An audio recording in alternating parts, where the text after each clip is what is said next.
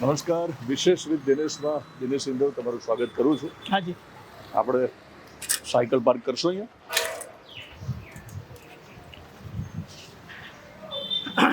તો સાયકલમાં કેમ આવ્યો છું એ આમ તો હવે તમને ખ્યાલ આવી ગયો હશે, આમ છતાં સ્પષ્ટતા કરું છું કે સાયકલમાં બેસીને હું એક એવા સાયકલ વીરની જોડે આવ્યો છું ત્યાં ખરા અર્થમાં દેશભક્ત લોકો છે, ખરા અર્થમાં દેશને ફાયદો કરાવે છે અને ખરા અર્થમાં ભારતીય છે. એટલા માટે કે દેશના વડાપ્રધાન નરેન્દ્ર મોદીએ જ્યારથી અપીલ કરી છે કે ડીઝલ પેટ્રોલ જેવું ઈંધણ બચાવવા માટે વાહનોનો ઓછો ઉપયોગ કરો, જરૂર પડે તો જ ફોર વ્હીલનો ઉપયોગ કરો. બહુ સારી વાત કરી. તો બહુ સારી વાત એમણે કરી છે. સાથે સાથે ગુજરાતના મુખ્યમંત્રીએ પણ પહેલ કરી કે એમનો જે કાફલો છે એમાં વાહનો ઘટાડ્યા છે. તો આ સમાચારની નોંધ દરેક મીડિયામાં લેવામાં આવે છે અને લેવી જોઈએ, હું એનો વિરોધ નથી કરતો.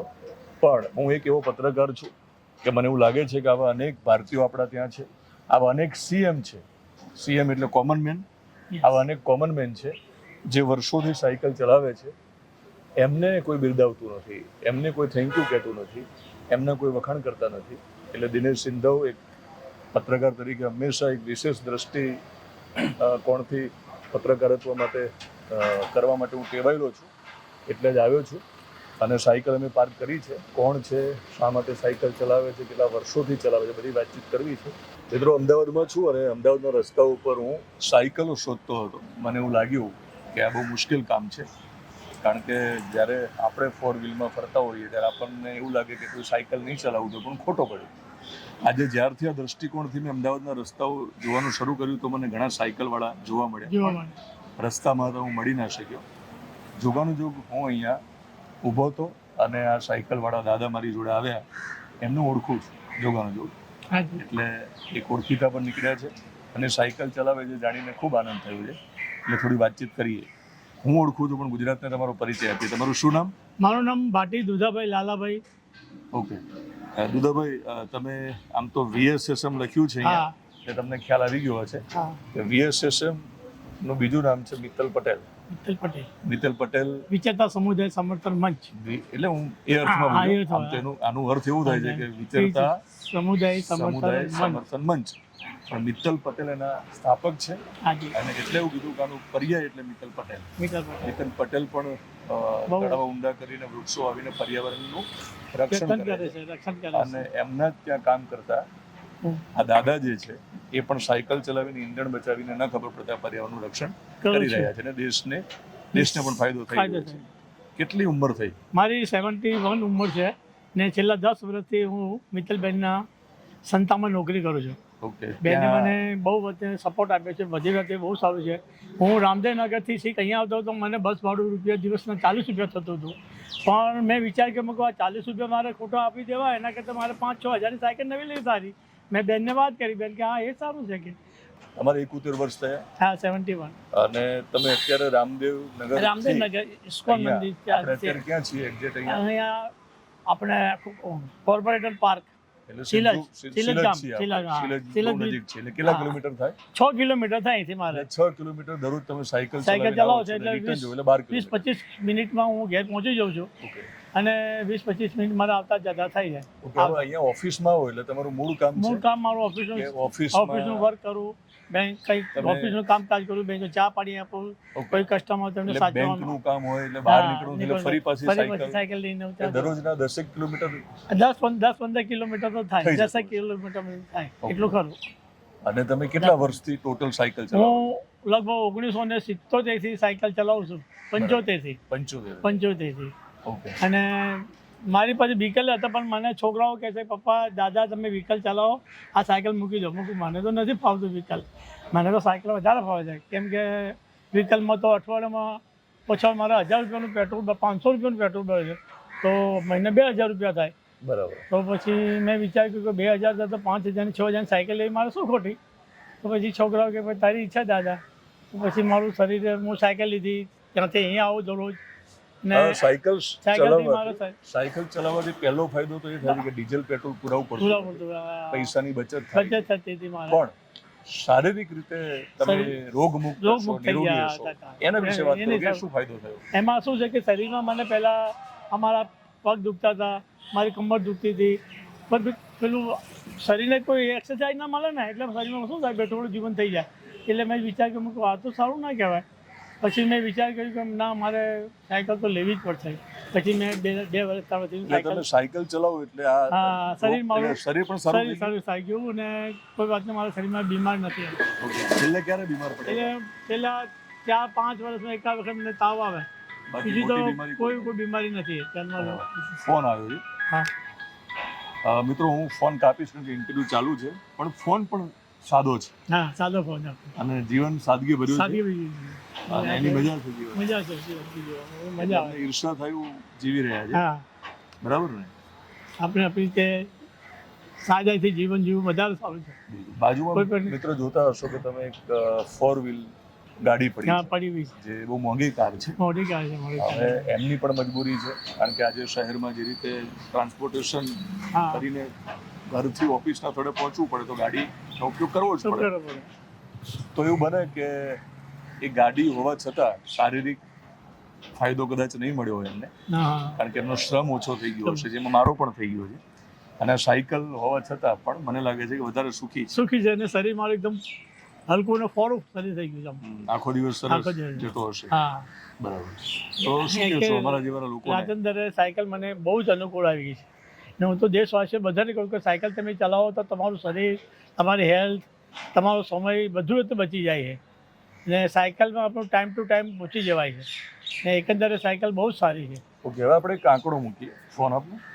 તમે માનો કે કેટલા વર્ષથી સાયકલ ચલાવો છો? કીધું આપણે ગુજરાતી છીએ ને એટલે ગુજરાતીની એવી છાપ છે કે થોડું ફાયદો પણ જોવે અને ફાયદો જ્યાં હોય ત્યાં એ પછી અપનાવે. તો આપણે ખાલી 2 વ્હીલરની વાત કરીએ, 4 વ્હીલરમાં નથી જતા. કે તમે જો બાઇક ચલાવતા હોય તો અઠવાડિયે કેટલું પેટ્રોલ? અઠવાડિયામાં હું બાઇક મારી પાસે તો બાઇક પછી મેં વિચાર કર્યો આ તો મને બહુ મોંઘું પડે. શરૂઆતમાં બાઇક ચલાવ્યું છે? અહીંયા ત્યાંથી ઓફિસ અહીંયા આવી ને વિચારતા સમુદાયની ઓફિસ અહીંયા આવી. કેટલું બાઇકમાં કેટલો? તો અઠવાડિયામાં 500 રૂપિયાનું મારે પેટ્રોલ જતું. તો 500 નું અઠવાડિયામાં એટલે 4 અઠવાડિયે એટલે 2000 રૂપિયા. 2000 નું પેટ્રોલ જતું એટલે 2000 રૂપિયા થયા ગુણ્યા 12 મહિના, બરાબર ને? 24,000 રૂપિયા. એટલે વર્ષે તમારા 24,000 બચે. હવે 24 ગુણ્યા તમે કેટલા વર્ષથી સાયકલ ચલાવો? હું છેલ્લા 10 વર્ષનો હતો ત્યાંથી હું સાયકલ ચાલુ કરી હતી મેં. આમ છતાં આપણે એવું માનીને ચાલો કે ચલો ને આપણે ખાલી 10 વર્ષની જ ગણતરી કરી. ના, 10 વર્ષની અંદાજ. તમે ખાલી 10 વર્ષ સાયકલ ચલાવી તો તમે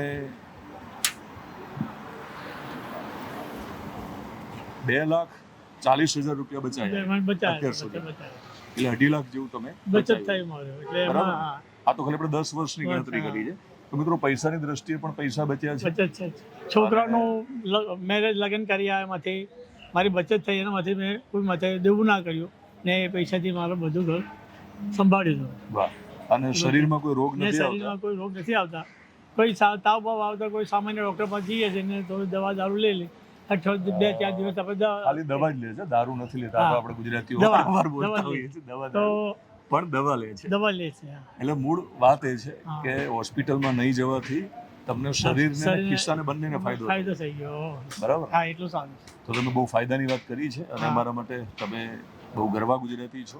અમને ગૌરવ છે.